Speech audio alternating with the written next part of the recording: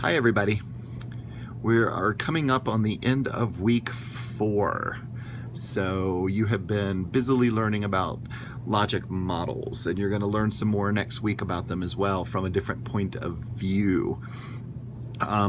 Logic models are something that is typically used in business.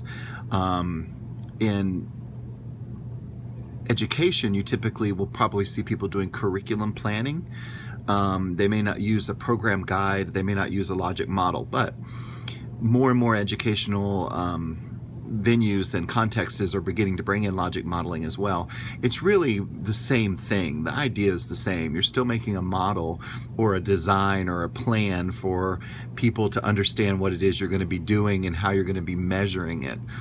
Too often people forget about the measurement part of it, which, that's really what's going to be interesting is how are you going to measure what it is you're doing to prove that you're actually meeting your goals. For the discussion board this week, I had you do 3 sets of either classes, lessons, or modules. And I looked at all of your discussion boards today, and they're very interesting, and I think each of you came at it from a little bit of a different angle.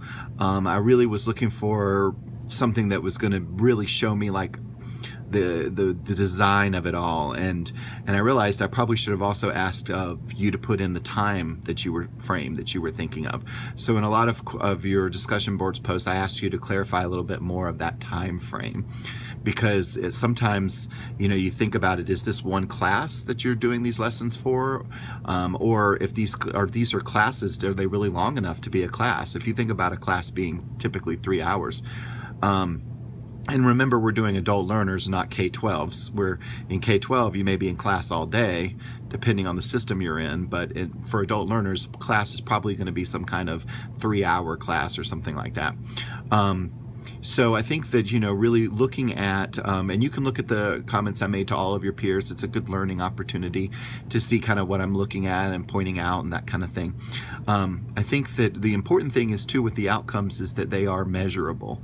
You want to be sure that you can measure that outcome to see then how it maps to the goal. And that's what the logic model does. And so you're going to be constructing a logic model this coming week for week 5, and kind of looking at that from whatever program you're doing. Now, this is important, and I'm pretty sure all of you are on board yet. I haven't read your needs assessments, which I'm going to do today, today and tomorrow to get them done. But the main thing is just make sure you're looking at something in real life that you can do. You don't have to do it, but it should be doable. In other words, whatever context you're looking at, whether it be a business or a educational program or an HR training program, make sure it's a real thing, that you're thinking about real people in a real setting, because that's what you're going to need for your final program plan. Now, like I said, the program plan is something you're going to create. I'm not saying you have to do it. You don't have to implement this in your company. You may not even have the power to implement it in your company, but it's the exercise that we're looking at. But it really helps to be grounded in real life, a real context, a place that you're thinking about. And that's really what's important. The who are the people? What are they doing? Where are they at? How would they access this plan, this program plan? We're going to talk more about it in our live class this coming Thursday. So I'm going to do a collaborate session, and it will be recorded. So if you can't attend live, that's okay. I'm thinking of sometime in the afternoon on Thursday.